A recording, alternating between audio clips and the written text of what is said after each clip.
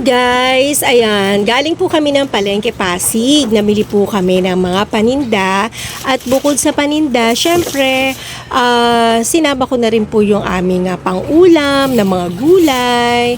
At iba pa po, at saka yung mga mais, kamoting kahoy. Nakakatuwa lang po guys kasi kapag nasa Pasig ka po, kung ano-ano po yung makikita ninyo na sari-sari po. At medyo may kamurahan din po. Kasi sa Pasig po, pag pumunta ka sa dulo, yung pinakadulo po, dyan na po yung mga tumpukan, yung mga sako-sako na bibilihan mo, ayan. At pwede kang bumili ng mga 1 kilo, 2 kilo lang, kung ano lang ba yung budget na dala mo. Yun lang po, nakakaaliw lang pumunta doon dahil tabi-tabi katulad niyan yung mga kamuting kahoy, saging na saba, mga prutas, talagang mura lang po siya. Basta sa likod lang kayo pupunta, wag lang dito sa bandang unahan kasi yung sa bandang unahan, yan din po yung kumukuha rin po ng paninda dun sa likuran, sa mga biyahero din po, no, na tinatawag. Lalo na ngayon guys, pag magpapasko talagang wala silang tulugan, no? Alas 12 pa lang, alas 11 pa lang talagang sila yung mga gising na mga nagtitinda na sila dyan sa Pasig Palengke. At talagang yun naman po ang target nila na time, no? 12, tapos hanggang umaga lang sila.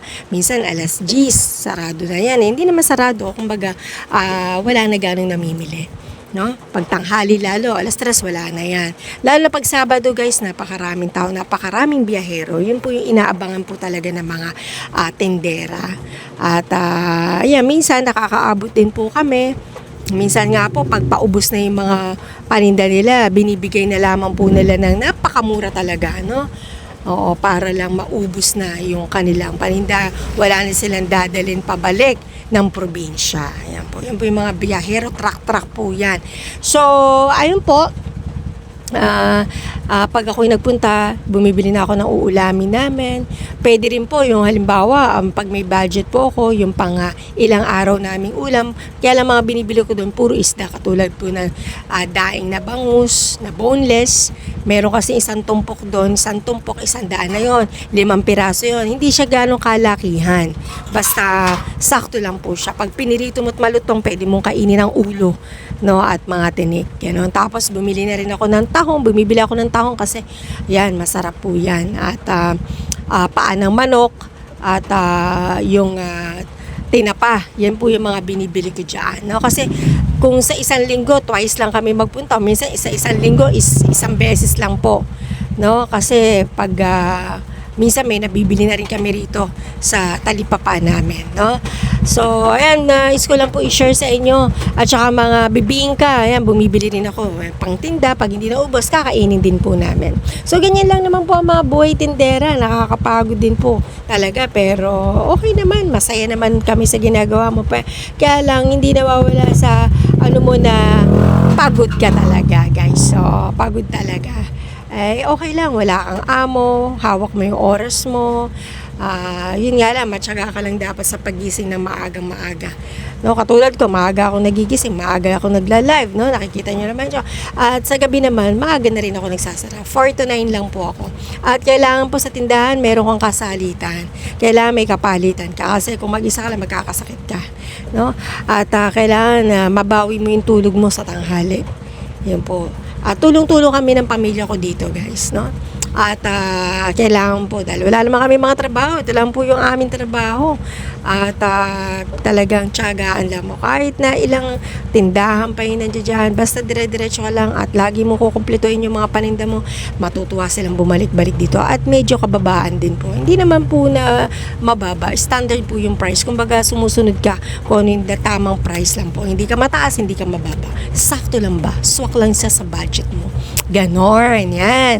Kasi hindi naman ako umuupa at sarili ko naman itong aking tindahan na tinayo, no? Nasa bahay ko naman siya.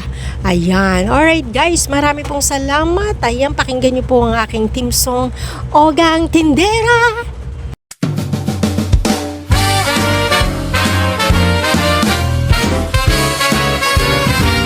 Hey, hey, si Ogang Tindera nandito na.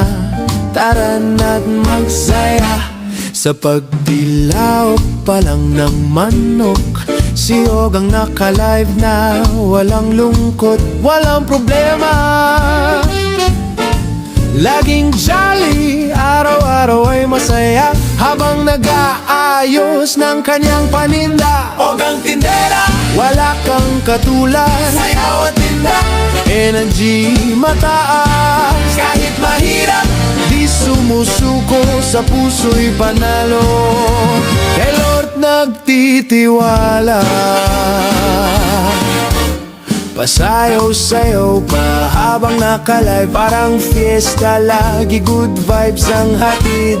Hindi naghahangad na yumaman lang, pero kung darating, salamat kay Lord na may plan. Ogang tindera, wala kang katulad, sayaw at tinda, energy mataas. Kahit mahirap, di sumusuko, sa puso'y panalo.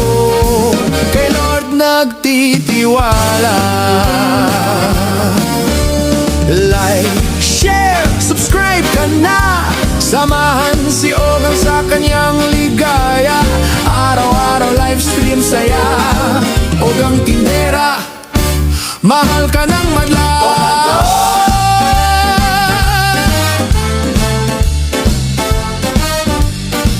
Kahit mahirap, sa puso'y panalo.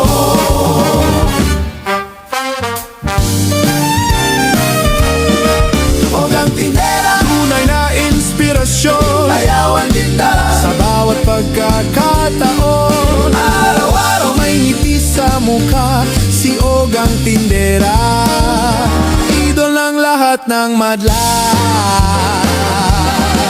Ogang tindera, wala kang katulad, sayaw at tinda, energy ay mataas. Kahit mahirap, di sumusuko, sa puso'y panalo. Kay Lord nagtitiwala.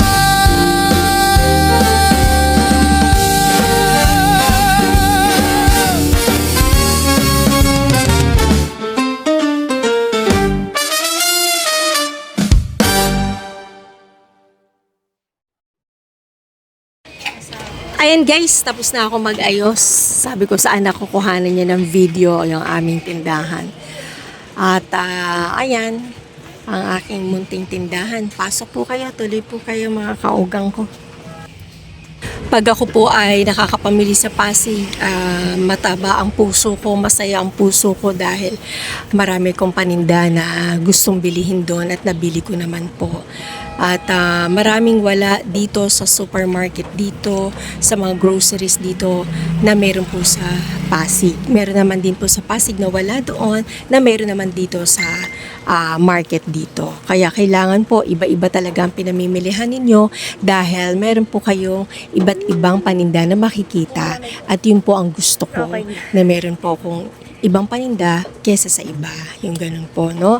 At para balik-balik po yung ating mga customer, o meron pala kay Ate Ogang na ganito. Alright guys, marami pong salamat sa inyong support. Hanggang sa muli po, next video, salamat po, at patuloy kayo nagsusupport kay Ogang Tindera. At I'm so happy and then I'm so inspired to all of you guys. Marami pong salamat talaga. God bless us at i-receive natin ang pagpapala ng Panginoon. Alright!